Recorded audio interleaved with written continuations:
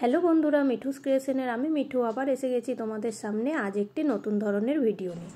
আজ কিন্তু দেখো এরকম ফ্রেশ লাল লাল গোল গোল টমেটো দিয়ে আমরা কিন্তু টমেটো কেচাপ বানাবো।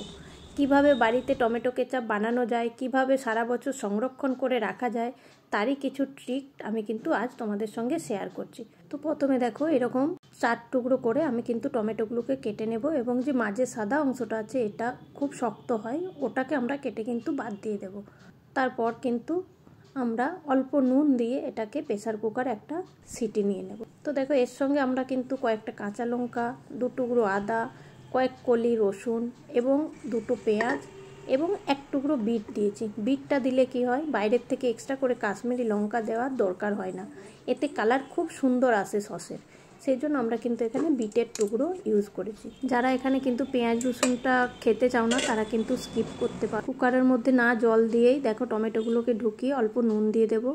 তো এর মধ্যে এই যে গোটা মশলাগুলো ছিল সেগুলোকে আমরা কিন্তু দিয়ে দিলাম, কাঁচা লঙ্কা, আদা, রসুন, বিট এবং পেঁয়াজগুলো সব টুকরোগুলোকে মিক্সড করে আমরা কিন্তু একটা প্রেসার কুকারে সিটি নিয়ে নেব। 1 কুকার হয়ে যাওয়ার পরে পরের বাটিটা আমি আরেক কুকার, সেটাকেও আমি কিন্তু সিটি নিয়ে নেব। যেহেতু আমার এখানে 6 কেজি টমেটো আছে তাই দুবার ধরে আমি কিন্তু সিটি নিয়ে নিলাম। তো দেখো টমেটোটার থেকে কিন্তু কত জল বেরিয়েছে, আমি কিন্তু এতটুকুও জল দিইনি। এরপর দেখো আমরা কিন্তু এটা বড় বড় 2-3টে পাত্রে ঢেলে নেব, তারপর ঠান্ডা করতে দিয়ে দেবো। ওদিকে আমি আরেক কুকার বসিয়ে দিয়েছি।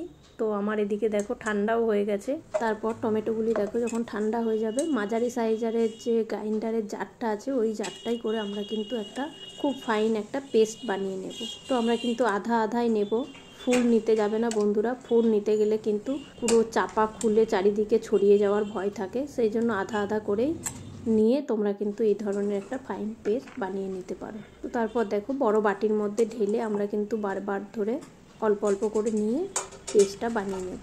আমার এই ছোট্ট ভিডিওটা যদি ভালো লাগে বন্ধু তোমাদের, তবে অবশ্যই চ্যানেলটিকে সাবস্ক্রাইব করে দিও এবং কমেন্টে জানিও কেমন হলো, আর বন্ধুদের সঙ্গে শেয়ার করতে থেকো।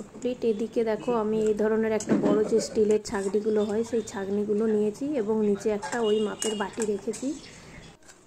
তারপর কিন্তু দেখো এই ধরনের একটা বড় চামচ নিয়েছি, যার মাধ্যমে আমি কিন্তু ছেঁকে নেব। ছেঁকে নেওয়ার ফলে কী হবে বন্ধুরা, যে বীজটা, ছালটা বা কোনো বড় বড় ঢিল থাকলে সেগুলোও কিন্তু আমাদের ছাঁকা হয়ে যাবে, নিচে ফাইন পেস্টটাই খালি পড়ে থাকবে। সস আমাদের যেরকম স্মুথলি হয় সেরকম স্মুথ হবে।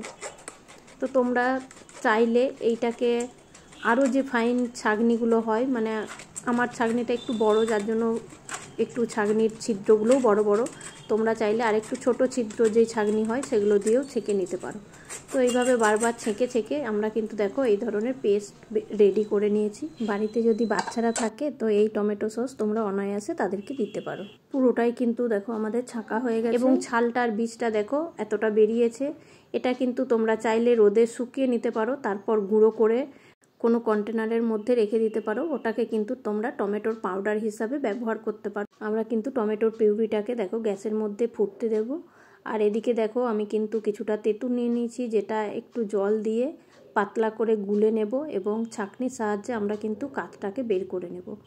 এ সময় কিন্তু তোমরা যদি আরও কালার চাও তো 1 থেকে 2 চামচ কাশ্মীরি লঙ্কাও কিন্তু অ্যাড করতে পারো। আমি কিন্তু এখানে আমার যেই কালার এসেছে ঠিকঠাকই মনে হয়েছে, আমি আর কালার বাইরের থেকে অ্যাড করব না, কেননা এখানে আমি বাচ্চাদের জন্য এই সসটা বানাচ্ছি। ফুটও ধরে গেছে আমাদের টমেটোতে, তো সেই সময় আমরা কিন্তু 2 চামচ দিয়ে দেব। তোমরা টক বেশি চাইলে আরও 1 চামচ দিতে পারো। তারপর তেঁতুলটাকে কিন্তু আমরা খুব ভালোভাবে মিক্সড করে নেব। এরপর চিনি দিয়ে দেবো আমরা। এখানে কিন্তু 6 কেজি যেহেতু টমেটো আছে সেই জন্য এই রকম একটা বড় কাপ নিয়ে নেব। আমরা বড় কাপের 2 কাপ চিনি দিয়ে দেব। তারপর কিন্তু কন্টিনিউ নেড়ে যেতে হবে এবং কাজটা হবে কিন্তু পুরোটাই পুরো ফুল ফ্লেমে, কেননা আমাদেরকে জলটা শুকিয়ে গাঢ় করতে হবে। এরপর ট্রিক হলো কী করে বুঝবে তোমরা যে আমাদের সসটা রেডি হয়েছে, সেই জন্য দেখো এই ধরনের একটা প্লেট নিয়ে নেব। প্লেটের মধ্যে দেখো পুরো হেলিয়ে দেবো আমরা প্লেটটাকে, দেখবে সসটা ছেড়ে ছেড়ে নেমে আসছে, তখন বুঝবে সসটা হয়নি, আরও দেরি আছে। আরও 5-10 মিনিট ফুটিয়ে নেওয়ার পর দেখো আমি আবার প্লেটে দিয়েছি, দেখো একসঙ্গে নেমে আসছে পুরো সসটা, তখন বুঝবে আমাদের সস রেডি হয়ে গেছে। তো পুরো রেডি হয়ে যাওয়ার পর কিন্তু আমরা এখানে গ্যাসের ফ্লেমটাকে সিমে করে দেব একদম, তারপর এখানে কিন্তু আমি 4 চামচ যে হোয়াইট ভিনিগার বা সিরকা সেটা নিয়ে নেব এখানে। এরপরে 2 নম্বর টিপ হলো, এরপর সারা বছর সংরক্ষণ করে রাখার জন্য দেখো আমি কিন্তু এখানে কিষান কেচাপের যেই ছোট্ট পাউচগুলো হয় 15 টাকা দামি, সেই 15 টাকার একটা পাউচকে আমি কিন্তু এখানে পুরো মিক্সড করে দেবো। আমাদের গ্যাসের ফ্লেম কিন্তু সিমে আছে বন্ধুরা, এখানে কিন্তু কোনো মতেই হাই ফ্লেমে করা যাবে না। আর এরপর খুব ভালোভাবে মিক্স করে নেব। মিক্স করার পর কিন্তু আমরা গ্যাসের ফ্লেমটাকে অফ করে দেব। এরপর দেখো আমাদের কিন্তু tomato ketchup hot and sweet পুরো রেডি হয়ে গেল। তো 6 থেকে 8 ঘন্টা আমরা ঠান্ডা করে নেব, মাঝে মাঝে এইভাবে নেড়ে দেব। তারপর কাঁচের বয়াম বা জারের মধ্যে বা ছোট ছোট বোতলের মধ্যে কিন্তু ভরে রেখে দিতে পারো তোমরা। তো দেখো আমি এই ধরনের বোতলে ভরে রেখে দিয়েছি। ভিডিওটা কেমন লাগলো অবশ্যই কিন্তু তোমরা কমেন্টে জানিও। ফিরছি নতুন কোনো ভিডিও নিয়ে, আজকের মতো টাটা।